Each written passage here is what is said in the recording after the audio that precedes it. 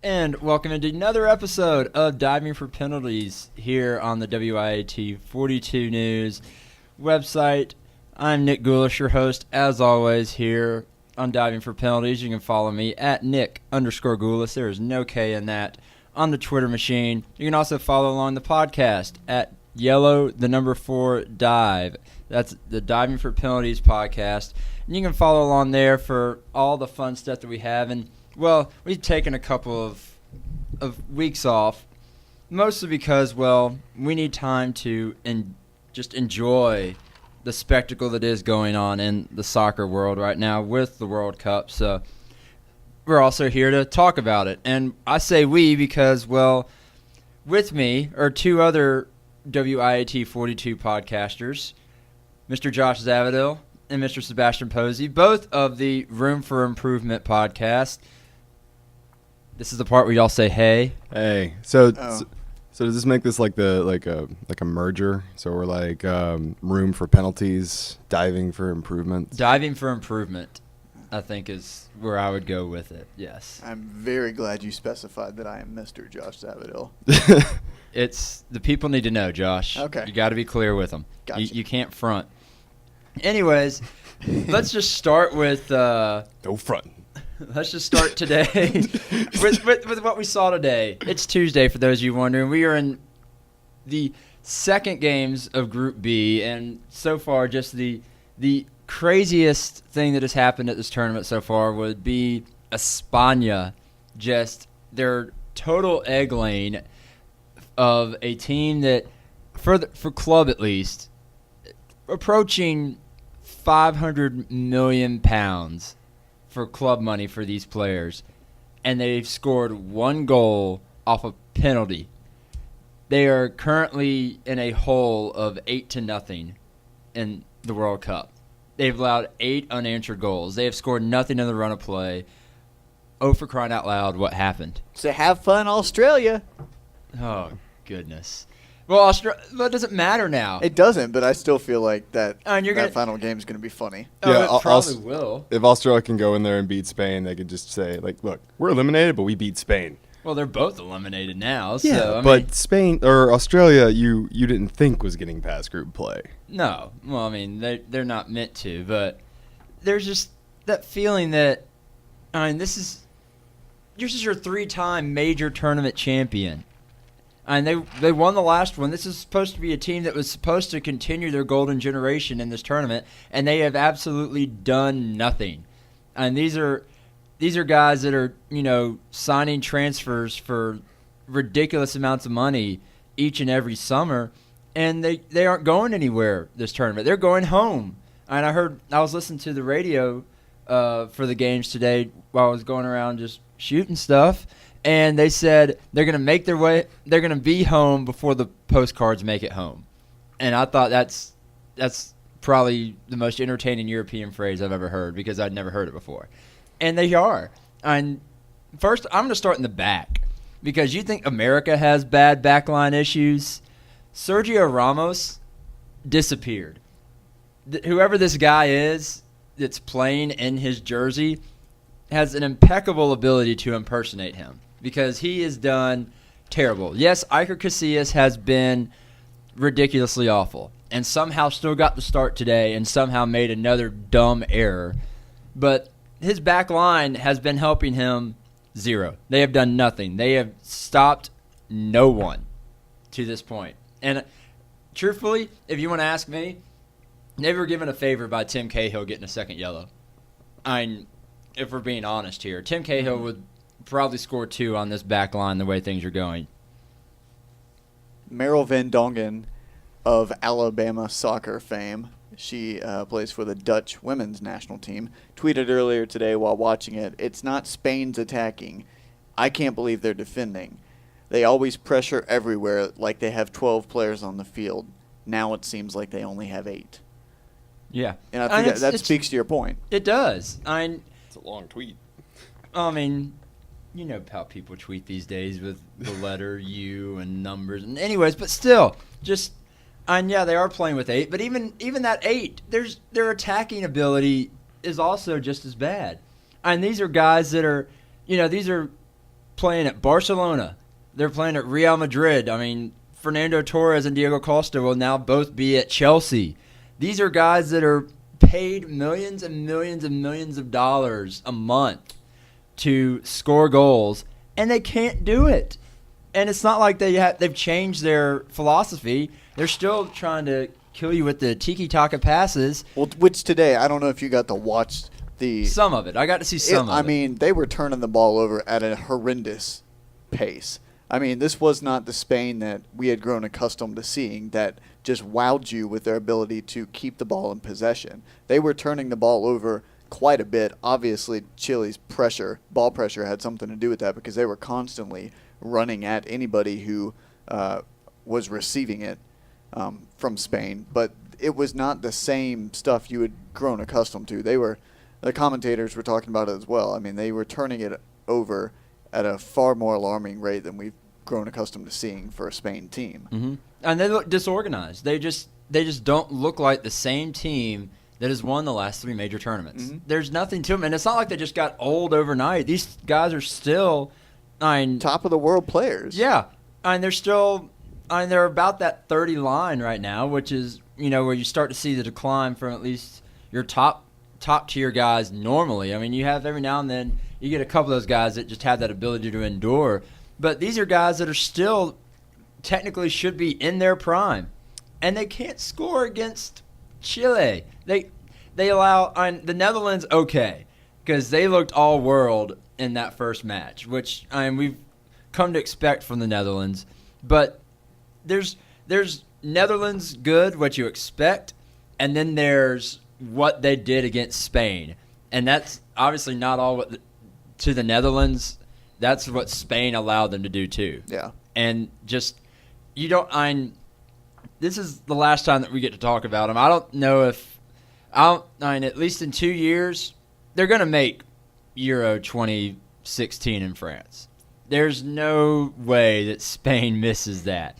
But the lineup you see come next Monday or Tuesday, I think they're Monday, when they play their final group matches.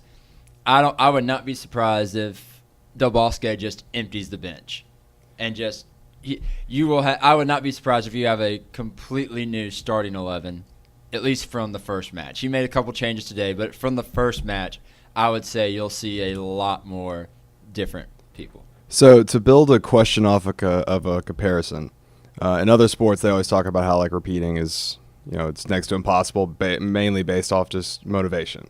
So they've won the last 3 major tournaments. So that would be the 2010 World Cup. They won the Euro in 2008. In 2014. And in 2012. It was 2008. Yeah, 2012 and 2008 and the 2010 World Cup, yes. So do you think maybe it's just a question of motivation? I mean, you've won the last 3. At this point, you're just trying to keep yourself motivated? I know it's the biggest sporting event in the world, but still, there has to be some sort of motivation factor. And there were some people that were suggesting that, at least for that first game against the Netherlands, but no one expected them to bomb out of this group. This group was, Spain and Netherlands are going to go through. It's just a matter of whoever wins the first match is going to win the group. There was never any real question about who was going through in this group. General consensus. I'd say that maybe 5% at most thought that one of Spain or Netherlands would not go through. And of those 2 teams that weren't going through, the Netherlands weren't going through. You would be hard pressed to find someone who thought Spain would be going home, especially at this point, with only 2 games in. That's absurd, and that's just ridiculous. A ridiculous level of absurdity. I'm sorry, I'm out of words because there are no words. There are no words for this. There's no words. There are no words. Where are the words? But I've said plenty of words on it so far. But they're out of this tournament. So we're going to forget them now because, the rest of the world's about to. Rest in peace, Spain. So, España, deuces, thanks for the memories, all that stuff. We'll see, some form of you in 2 years. But moving on now to our host country, who, another shocking, not defeat because it was a draw, but I guess, development would be this with Mexico and Brazil, which Brazil is still in prime position to win that group just because of how the schedule sets up, with Mexico and Croatia both will be playing for their life, whereas Brazil is going to have a Cameroon side that still looks to be without Samuel Eto'o. And a couple of their players got into a fight in the middle of the match. Yeah, they're a mess. Yeah, they'll be down Song too. Yeah, and so Brazil, again, but the thing about Brazil was that this team was supposed to coast through this group, and then that once they made it through the group, that's when you'd start seeing their troubles. And granted, Memo Ochoa had the game of his life and his next life yesterday. The man was unbelievable. Wrap your head around that. Josh is struggling to wrap his head around that. It's spiritual, Josh. Just understand it. All right, keep going. And De la muerte. But Brazil was struggling yesterday. And they got incredible shots and incredible saves were made. But how do they not score once against the Mexico team? And we all saw this Mexico team in qualifying. And they have done a complete turnaround. Miguel Herrera has done an incredible job to get them to this point. But Brazil should have scored yesterday. Plain and simple. There's no two ways around it. You can't really try and convince me otherwise. They should have put one in the back of the net. Whether or not, it was one of those that Ochoa stopped, or another attempt that they had, one should have found the back of the net. End of story. I mean, yeah. I don't know. I've never been a fan of that type of thinking, but okay. I mean, should have. You don't think they should have? They didn't, they obviously shouldn't have. Well, it's getting awkward in this room. Yeah, it's obvious they didn't, but I feel like they did. I feel like they should. This is a team, like I said, is not supposed to struggle. This is, all on paper. That's the whole thing going forward. We just spent 10 minutes talking about Spain, quote unquote, on paper. On paper, this Brazil team is not supposed to have these issues going forward just yet. So here we go. Brazil, like we said, Brazil's making it through. I think I would not be shocked if Netherlands skunked them 5-1 in the. Really? Yeah. Okay. But actually, I take that back because they're not going to face each other because they're both about to win their group. So Brazil, Chile, as it stands to be expected at this point, is going to be fun. It is. That's going to be a full stadium. It's going to be a raucous atmosphere because that Chile crowd today.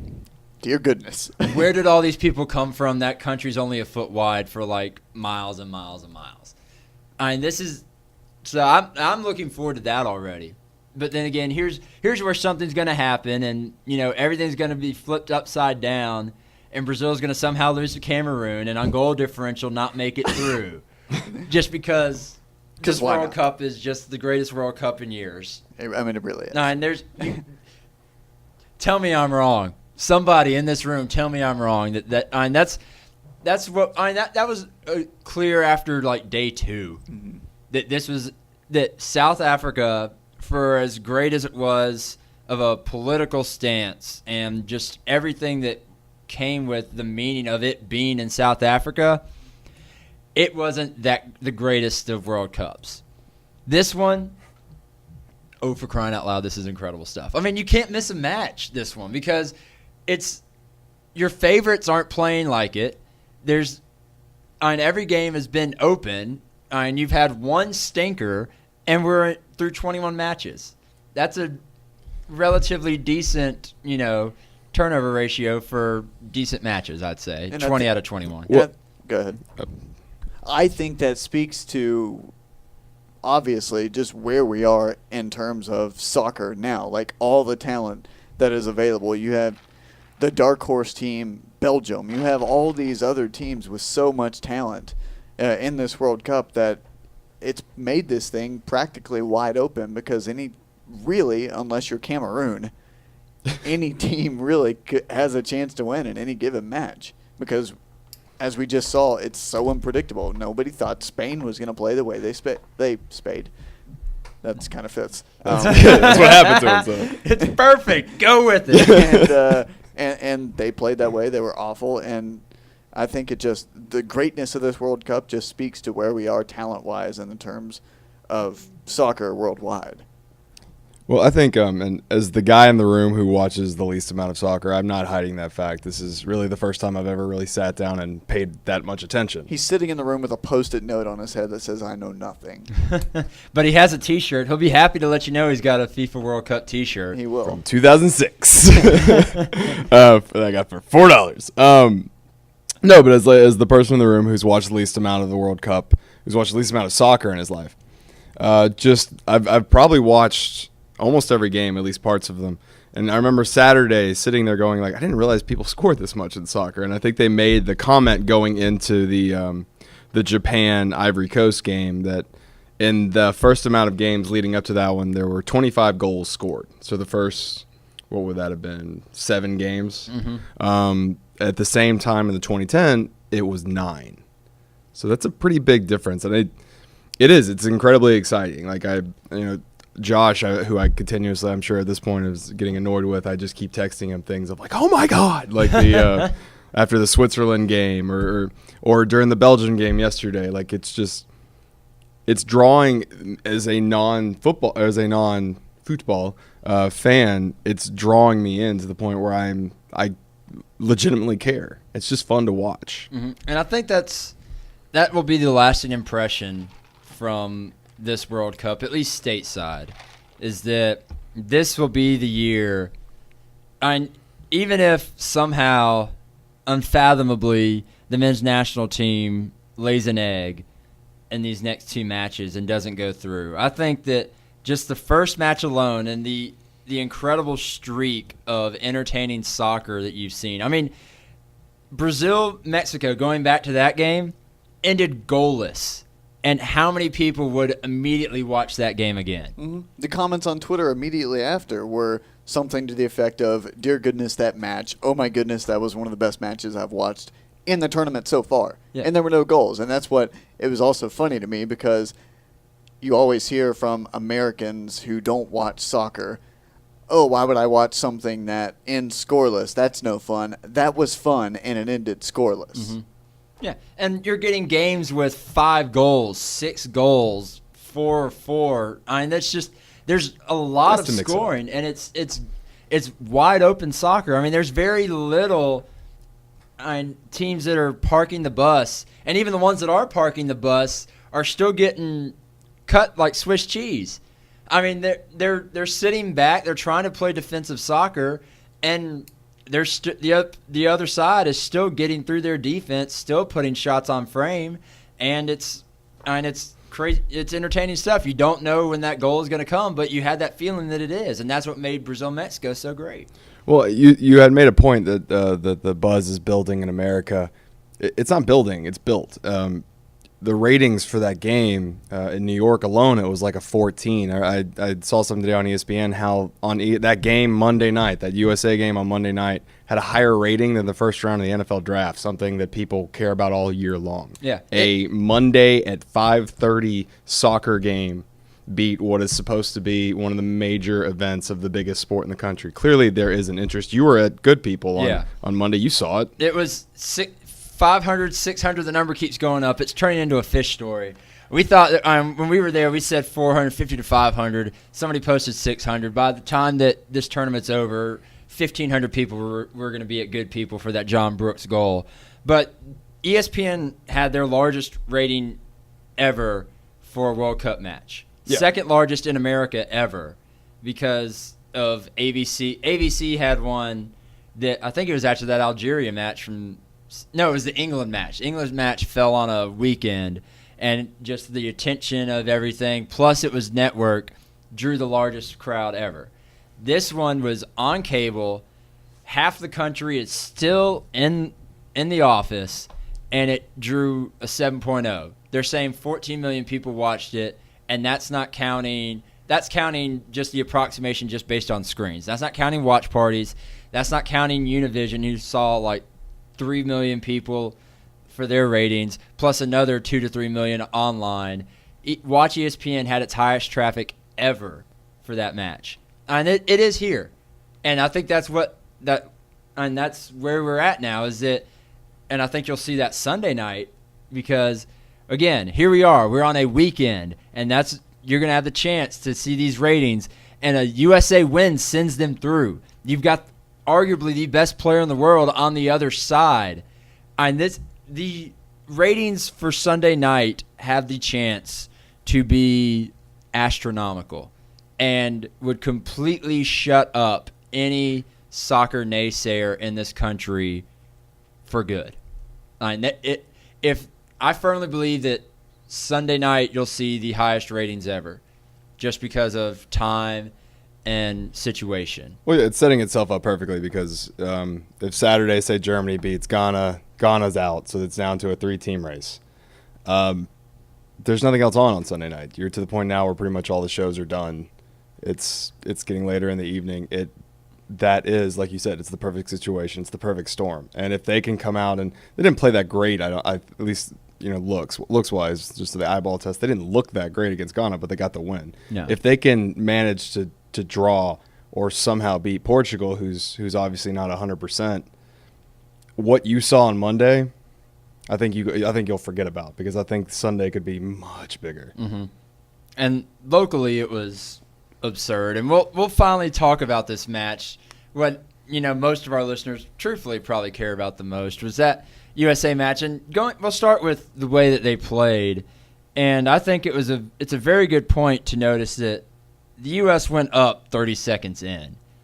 And when you plan and plan and plan, on the lower end of the scale, we're going to say 6 months because that's the time from draw to first kick. When you plan for 6 months for that first game and you score 30 seconds in, you have wasted 6 months. That game plan goes out the window because it changes the entire way, you're going to have to play, but it also changes the other team's entire approach. Yeah. It puts all the onus on them, especially a team like Ghana, who they weren't quiet in the least bit, especially the final 2 days leading up to that match. And that's what I think you saw. I think especially once Josie went down, that's what you saw. I think that was the game plan 20 minutes in. Jurgen was going to play counterattack soccer anyways. But once Josie went down and Johansson had to be subbed in, you definitely saw the U.S. getting as many as they could behind the ball, and it worked. And the goal that Ghana scored, they're going to score on almost any other team in this tournament. It's not the typical U.S. backline herpty-derp. They were marked, and they just made a great play and a great shot. And I personally believe Tim Howard could have done a little bit better on it. I thought he went down a little bit too much too soon. But at the same time, I don't even know if he gets a hand on it, even if he does stand tall a little bit. It was just a great goal, and that's what you get in this tournament, and that's what's making it so fun. So, with all that said, just to be in the point where the U.S. is at, I think the reason people are still talking about it is not because of where they're at, because a lot of people expected them to, maybe with stars and bars colored glasses, expected them to be in this position. There are those that thought the team was going to go goalless and lose all 3 games. But it's not that they're in this position, it's how they got here and what the situation is surrounding it. Like we mentioned with Portugal, that match, not only are they facing Ronaldo, they're going to be facing 3 backline players from Portugal off the bench. And I know there are a lot of people that saying, you want Pepe out there to, you'd rather him make the dumb mistake against you. He's ahead of somebody for a reason. There's a reason that he's playing and XYZ player is not. And I think that's going to be where I think you're going to see another wide open game, short of somebody scoring 30 seconds in again. You'll see this one go back and forth. And I think the U.S. I think they'll put goals on them. I really do because, this Portugal side drew with Greece. Sans Ronaldo in that game, but still, Greece has no attacking power, but they pride themselves on defense, and Greece just got shredded in their first game. Portugal without Cristiano Ronaldo has very little to offer. And they've got even less now in that back line. And I think the U.S. is going to be planning and scheming to bring that out in this match. Now, pending some miraculous thing with Josie Altidore, what are your thoughts on, who replaces him? Do you just put Johansson in there, or do you make some type of shape change? I think you might have. I think you start looking at a shape change, because even everyone said going in that the diamond wasn't that great of an idea, and I'm not going to say that the diamond was the reason that they look like garbage at times against Ghana, but I'm going to say that I think that their shape didn't help. And I think that you go back to what got you here, at least through qualifying, and go to that 4-4-2. And you stick Beckerman in there and you stick Bradley in there, and you let them do what they've done to get you here. And I at least for this match. Germany, you reassess. Because, if you're 6 points on Germany, and, let's face it, they're going to have the revenge factor from the Centennial game a year ago a little bit in there, even though none of those players will probably see the field. Because that was the B- team that the U.S. played. But I think that there's be a little bit of revenge factor. I think that Jurgen will take some advantages through there. I think he'll try a couple of things in that Germany match if they get 6-6 with Germany.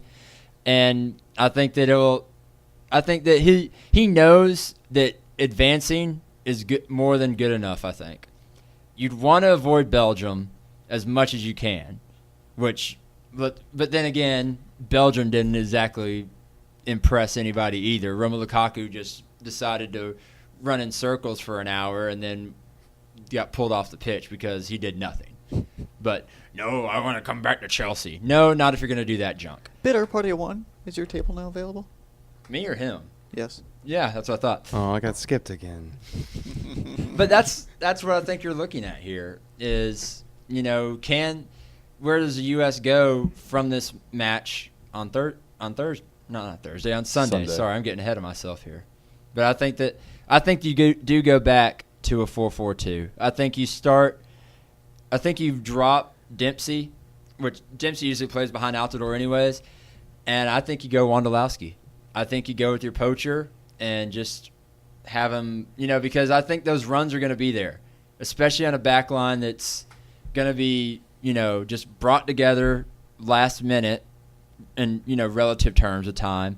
They don't know each other. They don't play with each other as much because this is international play. They're not going to be as cohesive. You're going to have those runs available to you, and I think that a poacher might do you better than a creator. And I think you go with Wondolowski, truthfully. I agree, especially with the fact that, Michael Bradley did not have the greatest game of his life. Let's rephrase that. He had a terrible game. Okay, well, I said something the other day that I was very opinion that everybody else was saying, and you disagreed with me. So I wanted to put something out there very generic, so that getting awkward again. He did not play anywhere near his caliber. So I think this is going to be a big game for him going forward as well. And you mentioned it earlier, pairing him back up with Beckerman again for the second game. He's going to be able to serve those balls in there, and with a back line, like you said, that is not a cohesive unit, the marking may not be there, so he's going to have his opportunities. Mm-hmm.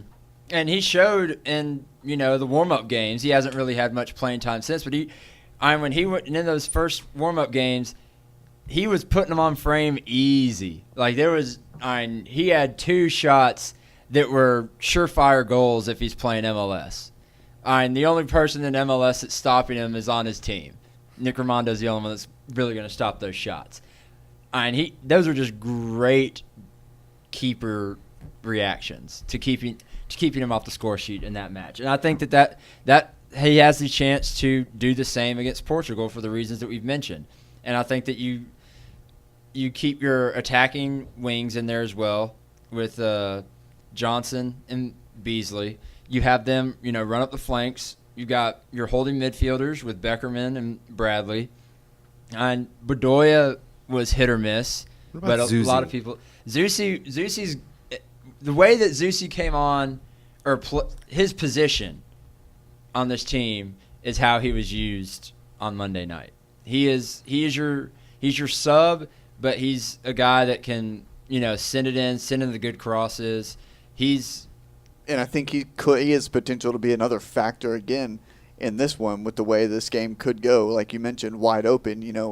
It could be late, and they need a breakthrough. They need either an equalizer or a go-ahead goal. And you have those fresh legs that can come in and play that service in. Mm-hmm. And I think you look at your possible subs for this one. John Brooks may have earned his way in as another backline sub. Should Beasler be a little dicey? I thought it said a lot that he came in before Omar Gonzalez, and that's another one that I think you might see come in here. I think you see Zusi up there as somebody that coming off this bench. Depending on situation, Brad Davis. We're talking about guys who can serve it into the box perfectly. Brad Davis is that guy. That's why he's on this. That's why he's in Brazil. And he was one of those people that was questioned, why was he brought in? And it's because of his ability to serve the ball into the box from the flanks. And that's how Houston is successful in MLS, and that's how I think he'll be used. And if the situation calls for it, I think you might see him in the match. So that's all we have time for this episode. Josh, Sebastian, tell the people how they can follow you.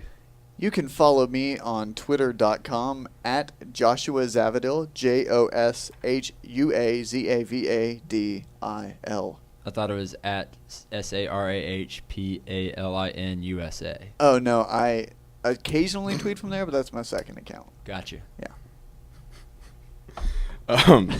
You can also follow me on the twitter.com or the Twitter app at Sebastian Posey, SEBASTIANPOSEY.